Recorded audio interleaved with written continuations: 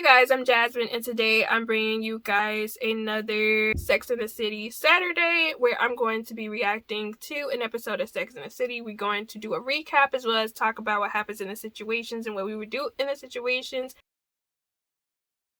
The playlist of my Sex and the City series will be linked in the cards as well as down below in the description box. So make sure you guys check that out. We about to jump into episode 2. And I'm not gonna hold you, y'all.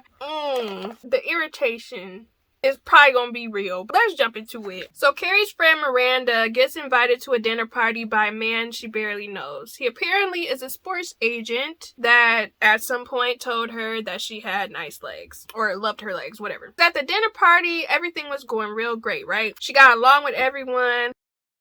I assume it was 2 couples and then it's Miranda there with the guy who invited her over. Now, going to a dinner party with someone you barely know sounds like it would be very awkward and uncomfortable. 1, because I'm an introvert, and 2, meeting new people when I barely know the person I'm dating. I don't see how people do it. I don't see how people can move that way, but I'm also not an extrovert. I feel like extroverts probably would have an easier time dealing with situations like that. Or people who can just interact and have the gift of gab, have better vibes with stuff like that. So in the kitchen, there was 2 women from the 2 couples end up talking with Miranda, and they ask her how long that she had been talking with the guy, and she expresses that basically it's kind of like their second date. She ends up finding out that from the girls that the guy has only dated models in the past, and that he had nothing in common with those models. But also the women who were in the couples of the group had an issue with the models because their men would be kind of lurking, checking out the models as they were around or whatever. So they had an issue with it and basically told the guy that Miranda is talking to, you need to get somebody your own speed, your own age, because this is not the route you want to go. I bet you can't find no girl and date her at your own pace and your own speed. That's someone that would be more matched for you. I'm pretty sure that the guy was on some ego pride, like, yeah, I can find a girl and date a girl that's somebody that's my speed, my age, or like around my age range that's not a model. So he ended up picking Miranda. So the girls express how happy they are that Miranda isn't a model, to which it seems like Miranda is very annoyed by this information. So she ends up addressing it with the guy, and he does share with her, yeah, you know what, I do only date models. But literally the only reason why he chose to bring Miranda was to prove that to the other women that he could date someone that was normal. Miranda ends up talking to Carrie about the situation and evaluates, do you have to be a model to get a date? Girl, just choose a guy that's interested in regular people and doesn't have a model fetish. Carrie expresses that New York models are pretty much around every street of New York, so it's a lot to compete with because there are so many options of gorgeous girls who are models. So fast forward, her, Carrie, Miranda, Samantha, and Charlotte are at one of their places. They talking about models. Miranda proceeds to say that models are stupid and lazy and should be on site. The more episodes with Miranda I watch, the more I realize how she compares herself and she has her own insecurities, but she tries to basically belittle other women that she feels inferior to. It's really unfortunate because I'm sure she has a lot going for her, but she tends to focus on the aspects of other people's things that she sees as problematic because she sees herself a certain way. So she tries to push how she feels about herself to the side and tries to blame the factor of other people's appearances. It's just so, I don't know, it's just draining in my opinion. I don't think I could be friends with someone who is that negative about other women, I guess. But again, I have to remember that they are actually in New York, which is like a very superficial area at the time. I don't know how New York is now, but I could not imagine dealing with that thought process while also having to be potentially in competition with models. But I honestly would not be wanting to compete with men who are that focused on models because they just focus on the men who are more focused on actual things in life versus men who are superficial, you know? Also, I do want to add that I actually really like how they're just sitting together eating Chinese food at one of the friends' houses and sipping wine. That's something I want to do, even though I'm an introvert. I would like to host nights like that, but it's always the concern of getting people's nights to match up, and as well as mixing friend groups, because you have to be careful about what friends you mix with other friends, you know what I mean? Anyways, the women discuss beauty standards of society that are potentially impossible. However, now with the world of plastic surgery, practically anything is possible. You could change your lips, you could change your boobs, you could change your entire face, be a completely different person. You could change your butt, you could change your hips, you could change your legs. It's so much you can do nowadays. Let me know in the comments down below, do you guys think that men set beauty standards for women, or do you think women set the beauty standards for women? Because I feel like women tend to be more harsher and critique women more than men to a degree. Actually, scratch that. Men probably critique, well, I guess it depends, because when you think about social media, it's just open space for people to just bully. But society is just judgmental in general. However, some people are more accepting of some things, and it could just be equally balanced that society is just judgmental of women in general. But sometimes I do feel like women are more judgmental to other women, even though I know men are definitely judgmental. But I feel like women do care about what other women think, and women do care about what men think, obviously. But I feel like they give men too much credit or power, because a lot of men are very simple. They like anything that walks sometimes. Not all of them, but you know what I mean. It's just, as long as you have a pretty face, a lot of times they don't really care about other stuff. Or as long as you don't look like hideous, it's not a problem to them. So the women continue to self-analyze and share things that they don't like about themselves. Samantha is pretty much the only one who seems to love practically everything about herself. Also, I do have another question. When it comes to celebrities and models and like people that are more famous, do you guys feel like you compare yourselves to them, or wish you had certain like flatter stomach like them or butt like them? Do you guys do that? Because I know when I was younger, I used to kind of compare myself to celebrities, like when I was a teenager, when I was going through puberty and stuff. But the older I get, the more I do become comfortable with my body. It's just more me looking at myself like, you look sloppy. I think that's the thing for me. It's the fact that I'll look at myself and I'm like, either my body has changed because I'm getting older, or it's the fact that I look sloppy to myself. And I have things I need to work on. It's not really me comparing myself to other people. It's just the concept of being frumpy for me.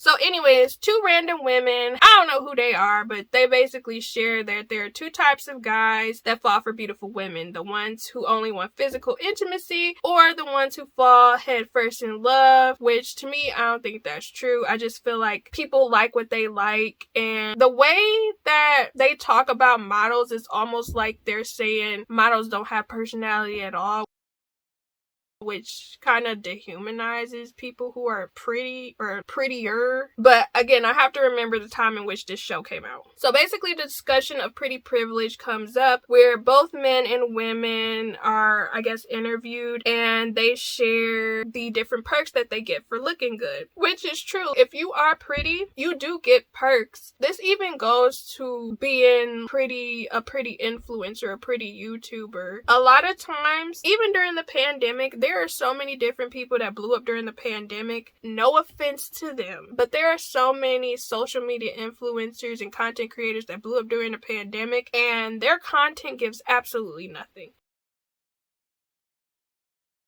They are just very gorgeous people. The quality is not super great in comparison to other people's. They personality does not give. They not funny. They not really helpful either. It's just they be showing 5-second clips of themselves, their faces, or them singing a song, and they have millions of followers, subscribers, which I'm not hating, do you? But it's very interesting that some people can blow up off of just being pretty and give absolutely nothing except face.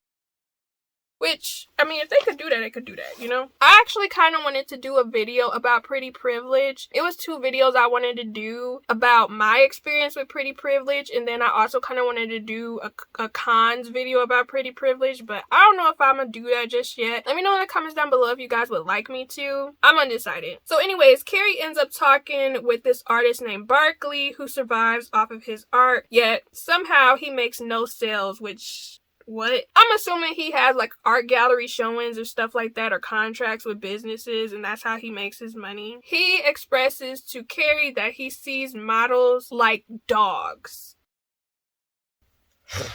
I don't see how this show got away with some of this. He expresses to Carrie that you have to show no fear when it comes to models. When you enter into a space, you treat them like a regular person. It's given that he uses models but doesn't necessarily see them as people of value, which is very messed up. But he basically tries to make it sound not so bad. Since he's an artist, he's just like, you know, they're beautiful though. They're beautiful things, and I love beautiful things. And life's about beauty. But it's like, you sound cruel as hell. You're calling them things. They're people. They have feelings. You see them as dogs? Cute puppy dogs? So the guy proceeds to share with Carrie some art, allegedly. Now this kind of had me messed up, okay? So he has a multiple of TVs set up. It's like 7 TVs, turns them all on, and it's basically him being physically intimate with different models. Dude, why are you kissing and telling? And did they know that they were recorded? Because it's given offender, okay? Complete menace. Jail time, okay? Carrie proceeds to ask, like she's watching the different clips, but she proceeds to ask, do they know about this? And he says, maybe. Girl, why aren't you reporting this guy? And Carrie, Carrie problematic. Again, I told y'all, I was pissed off. If y'all saw my first episode, I was saying one of the reasons why I stopped watching this show is because Carrie pissed me off 3rd, 4th season where I didn't want to watch this show no more. But I'm gonna keep watching it. She does things where I kind of be side-eyeing her like, and she basically starts saying like, ooh, I need a cigarette. You could tell she really into watching the intimacy flicks. Because I can't really say the word because I know YouTube might do something. These women probably don't even know they was recorded by this man. And you just... Okay. So anyways, Skipper, you know, the nice guy who was interested in Miranda. Miranda kind of like dogged him out. But when she told him she wasn't interested in him, they ended up making out. He pressed her up on that brick wall last episode. He shares with Carrie how interested he is actually into Miranda. And spills the tea about the fact that they had a makeout session.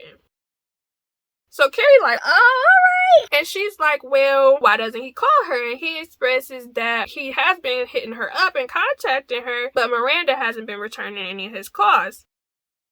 So he proceeds to ask Carrie, hey, has Miranda even said anything about me? She says no. Basically, he convinces her to call him using her phone.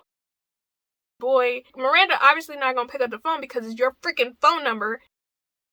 But Carrie leaves an awkward message. Well, the guy leaves an awkward message and proceeds to say, hey, I'm here with Carrie. Told her, you know, I was really into you and hopefully you call me back.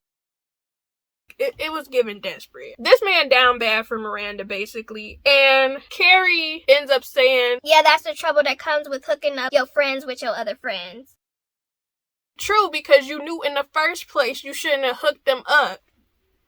I swear, Carrie messy, okay? We already have clarified she is a messy woman. Or she don't think things through. It's either one or the other. It could be both. So, Carrie ends up meeting her friend Stanford, and he invites her to this fashion show. We see Stanford's client, Derek, the one who he's obsessed over, who he's actually into, but he takes care of him as a client or whatever. The interaction is extremely awkward, I'm not gonna lie to you. Stanford is kind of being a little pushy. You could tell he's interested in this guy, but it's like cringy almost. But it's obvious that he would date his client if he had the chance, if the guy actually said he would. So Carrie asks if the guy is even gay, and Stanford is like, he denies it, but he thinks that he is. Now at the fashion show, Carrie runs into her friend Samantha, who is the PR executive. Okay, sis, you out here executive it up. All right.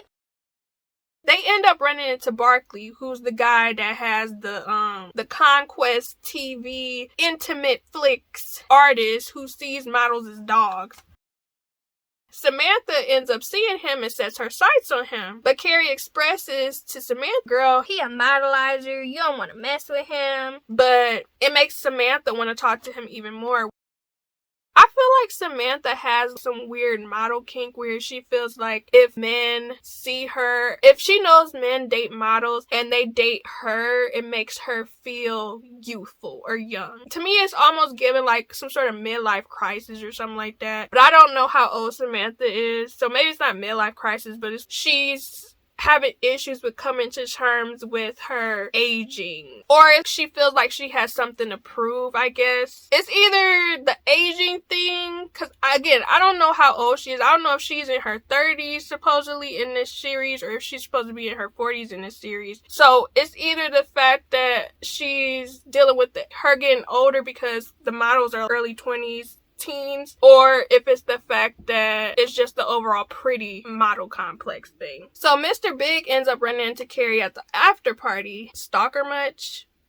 Anyways, Carrie shares to the camera or inner monologue that Mr. Big is out of her league. The interactions with Mr. Big, it almost seems like Carrie kind of becomes childlike or bashful. How do I say? She looks at him like she looks up to him, but it's like she turns into a little girl when she's with him. I don't know how to explain it, but it's almost like she tones herself down and she's shy with him and sees him as this big, strong man who has all these things. She shies away from him. She doesn't feel like they could be together or whatever. Mr. Big shares that he started reading her column. Within me doing YouTube or like running websites, different stuff like that, it is very much an anxious feeling that you get when someone tells you, oh, I found your YouTube channel. Oh, I found your Twitter page. Oh, I found your website.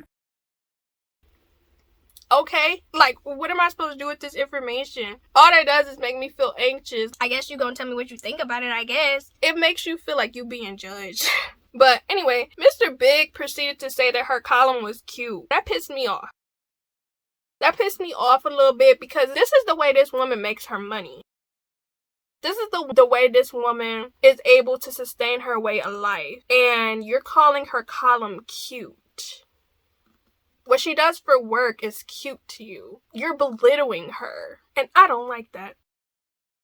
Right there, off bat. Red flag for me because you belittling. Mr. Big be giving arrogant. And one thing, I don't know if y'all seen one of my other little dating advice videos. You gotta be careful dating people arrogant. Because arrogant people, completely different story. Y'all need to watch that video. Check that out. Because, But he proceeds to ask her, what is she writing about this week?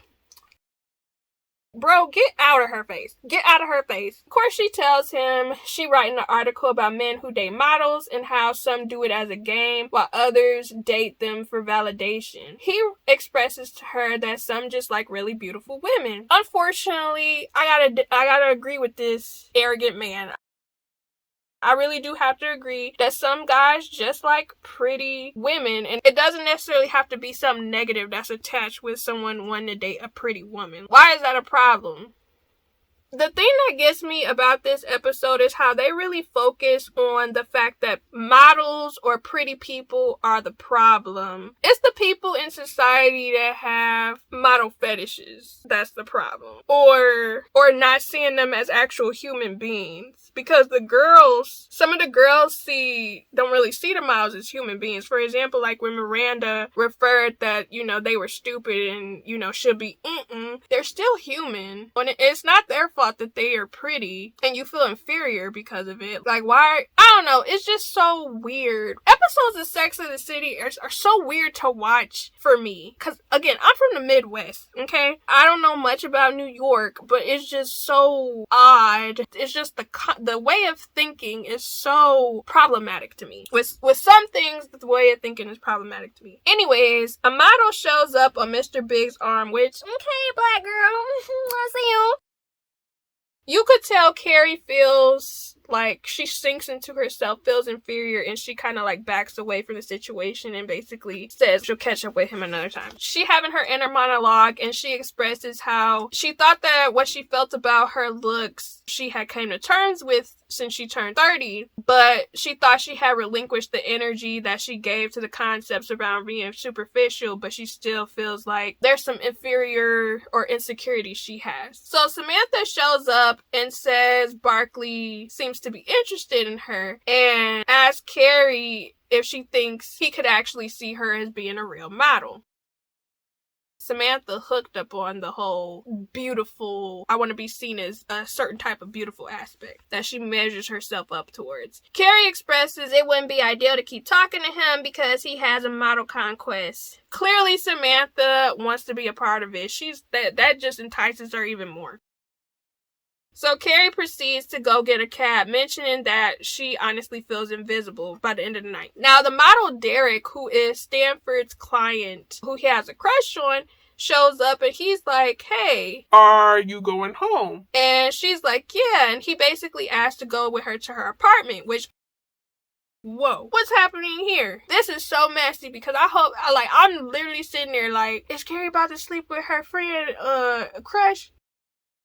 Crazy work. But honestly, the model guy, Derek, he was giving lost puppy energy. So it seemed like he was more adorable. Not necessarily that he wanted anything. So Carrie takes him home. They basically, at her place, she pours him some wine, they drink and talking. She finds out from him that he'd never date another model and that he finds models stupid. Derek, the guy, the model, ends up opening up to her, sharing how he is self-conscious, depressed sometimes, and overthinks a lot. The whole conversation he had with Carrie just humanized him, and that was the whole purpose, to like help her to understand that models are still human. Even though they're pretty, they do have struggles and stuff in life. Just because someone looks good or is attractive by society's standards does not mean that they don't go through stuff. He proceeds to express how lonely he is and asks if he could just lie next to her. And it was kind of sad and sweet at the same time. But you end up realizing that to him, Carrie seemed like a safe option for him to be with. Like, she wasn't going to ask him for anything or try to do anything to him. Probably looked at her and was like, this is somebody I could be comfortable with that won't pressure me or force me into a situation where I feel uncomfortable. So on the other side of town, you have Miranda, who runs into Skipper at, I guess, some market or something. He corners her about not responding to his calls, which to me, stalker. Cause it's late at night and you harassing me about not responding to your calls. Miranda asks, why doesn't he date someone his own age? To which he expresses how into her he is. Miranda ended up folding and inviting him back to her place. So on another side of town, Samantha is basically doing the Barkley guy, the guy who thinks models are dogs. So Samantha proceeds to ask him where the camera is, and the guy shares with her, I only take models. And you could tell Samantha feels some type of way about it. So she tells him she wouldn't mind being taped. So he goes ahead and just appeases her, puts the tape on, and that gets her going. Again, it seems to be a comparison theme. I get it, but at the same time, just see yourself as beautiful. You know what I'm saying? Don't worry about what these guys think. But I guess whatever gets her boat rocking. So Stanford ends up calling Carrie the next morning and asks her what happened to Derek, like if she knew what happened to him. She proceeds to pass the phone to Derek, which messy. You could tell Stanford going through it. He having a mixture of emotions, like, I know you didn't sleep with my crush, girl. So Carrie shares that they didn't do anything. They just talked. He shares his relief, saying he knew that the guy was gay when he found out that they weren't intimate with each other, which I cackled so hard at that point. So the modelizer man, at the beginning of the episode that Miranda was talking to, we see him broke down and disheveled, where he says that dating models was ruining his life and how he was aging as a 34-year-old man by dating them. I thought that guy was probably like 46 plus years old. So I'm assuming the guy probably realized maybe potentially dating certain models in New York, they were very high maintenance or came with a lot of things that they had to deal with in order to maintain being with them. While Carrie is working at her cafe spot typing, Mr. Big shows up where she works at because while they were at the club, she also has shared with him that she not only works at her apartment, but she also works at this cafe, and I guess he wanted to stalk her and show up. It's definitely given he interested in her, but he like playing it safe, slowly working his way in, like just popping up in and out or whatever. He says he's on his way to a meeting, but he says that he has something to contribute in reference to her column. Who even asked him for his opinion? You said her column was cute. He shares how there are gorgeous women everywhere, but in the end, you want to be with the one who makes you laugh and then dips out. Don't get me wrong. I get it. I agree. You do want to be with someone who makes you laugh, makes you feel good. But this man painting a picture of himself and is hooking Carrie in, and he gonna let her down. Just gonna drop her. She just gonna be on the floor rolling around, hurt. I can't even remember what happened with their relationship, but I know something gonna piss me off. So within that moment of him sharing that little tidbit, Carrie realizes beauty is fleeting, but personality will keep you locked in. Be so for real. You know what gets me is how in some of these shows, these women might have a certain concept or thought process, and then the moment a man comes in that they are interested in says something, they completely change the tune of what they talking about. You couldn't figure that out on your own. You had to have him tell you. I mean, sometimes they be right, but still. How do y'all feel about the concept of men going for more prettier people? The concept of this episode and just the belittling of pretty people. Again, I can understand. For example, when I don't have myself put together, it be giving hit. Ugly. Broke down. A little homely, if you will. I'm not gonna lie, the treatment is completely different in comparison to when I look put together. Hair is kind of together, face kind of together. I don't know, it's just very crazy to me to focus on belittling somebody else because you feel inferior. You have good qualities about yourself. I can't tell you how many times I have met some of the most gorgeous people and they would think that they were ugly, or they would feel ugly, and I would be looking at them like they are absolutely beautiful or handsome. And so many people will think that even if it's not society standards, everybody's beautiful in their own way. Some things one person might see as beautiful, other people might not see as beautiful. You know what I mean? And I do feel like you do have to accept yourself and love yourself. Learn to appreciate qualities about yourself. Look in the mirror like, ooh, what do you like about your face? I like this about my face. I like my eyes. I like my nose. I'm gonna play up this part about my face, enhance it with makeup or something. There are ways where you can enhance the things that you love about yourself or focus on certain things. Like if you like your butt, you wear certain pants that make it looks good. Or if you like your boobs, you wear certain tops that make your boobs look good. If it's things that you like about yourself, you play up those features and you work those features. But don't feel like you gotta compare yourself to other people. At the end of the day, we all gonna get old and wrinkled, alright?